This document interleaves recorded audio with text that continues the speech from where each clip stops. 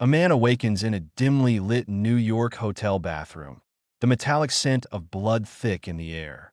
He gasps, disoriented, as crimson water ripples around him in the bathtub. He stumbles out, trembling, realizing the blood isn't his. A silenced pistol lies on the counter beside a phone, flashing a countdown timer. 12 hours left. Panic tightens his chest. Who is he? What is happening? He scans the mirror, staring at a stranger's reflection. A deep scar runs across his temple. Flashes of gunfire and a woman's voice whisper, "Don't forget who you are." Sirens echo from the streets below.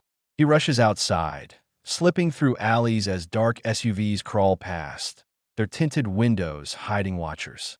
With no memory and only instincts guiding him, he begins running toward the unknown, unaware that every step pulls him closer to the truth and to the people hunting him. Following the coordinates on the phone, the man, now calling himself Ethan after spotting the name on a torn ID card, arrives at a rundown brownstone in Brooklyn. Inside, he discovers a secret safe house filled with weapons, cash, and forged passports. One folder draws his attention.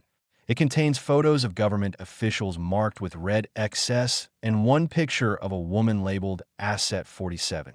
Before he can process it, his phone vibrates, a silent alert. Within seconds, armed men breach the door. Ethan's body reacts instinctively, moving with lethal precision. He fights them off using skills he doesn't remember learning. Blood, glass, and gunpowder fill the air. He escapes through a shattered window as flames consume the safe house behind him. In the distance, he sees helicopters circling the skyline. Something inside tells him this isn't random. This was planned. Someone wants him erased, permanently.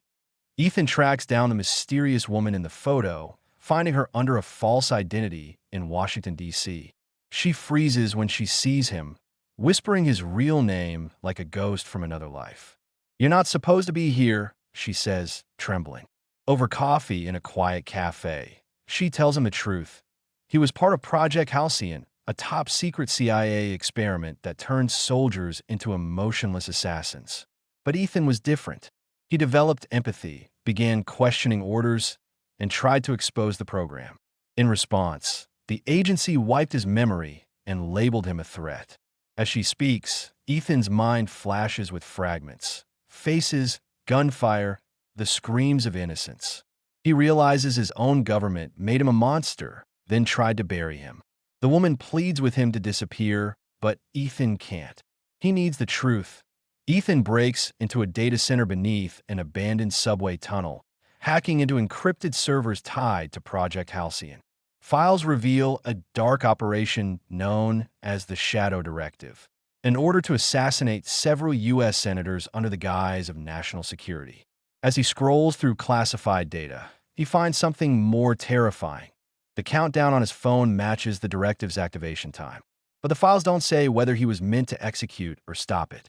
His pulse races as hallucinations blur reality.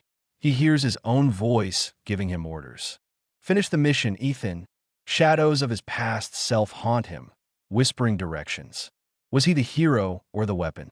The truth dissolves between reality and memory. Sirens blare above. The agency has traced his signal.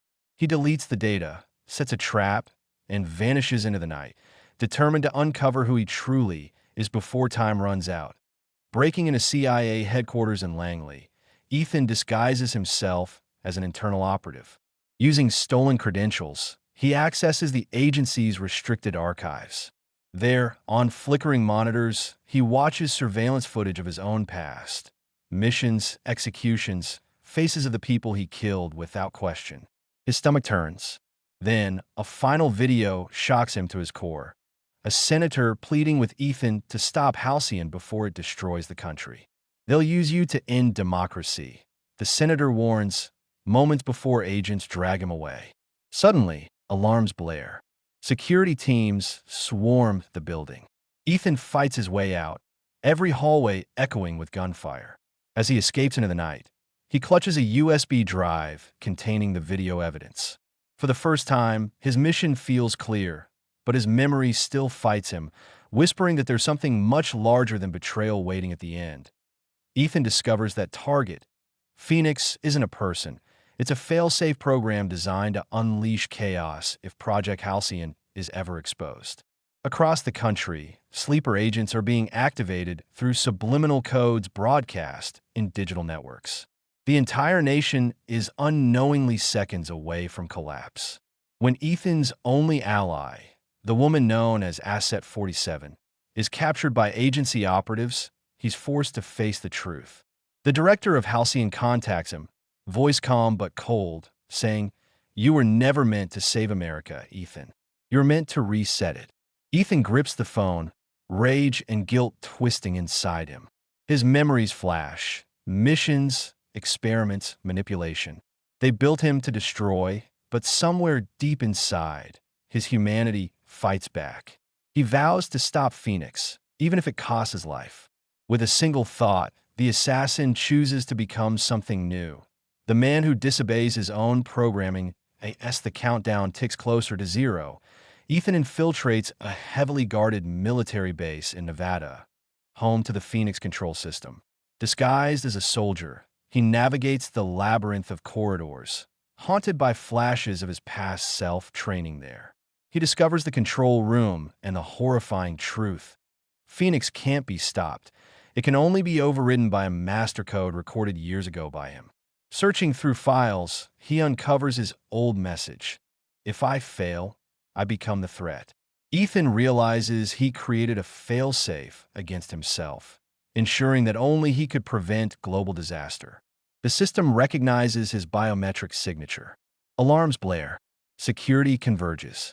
Ethan stands alone against an army, gunfire echoing as he uploads the override.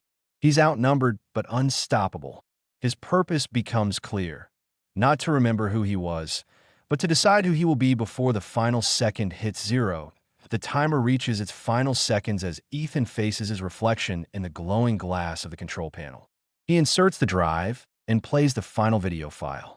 His own face appears on screen, tired and human. "If you're watching this, you were never the weapon," the recording says softly. "You were the cure." Tears form as the realization sinks in. His entire mission was to stop himself from becoming the system's monster. The Phoenix failsafe halts. Explosions rip through the facility, consuming everything in flames. Ethan walks toward the light, memories flashing like fading stars. Later, headlines flood the news. Unknown whistleblower stops national catastrophe. No one knows his name, no face identified. Only a legend remains, of a man who forgot his mission but found his soul. The world survives, unaware that its savior was once the weapon built to end it.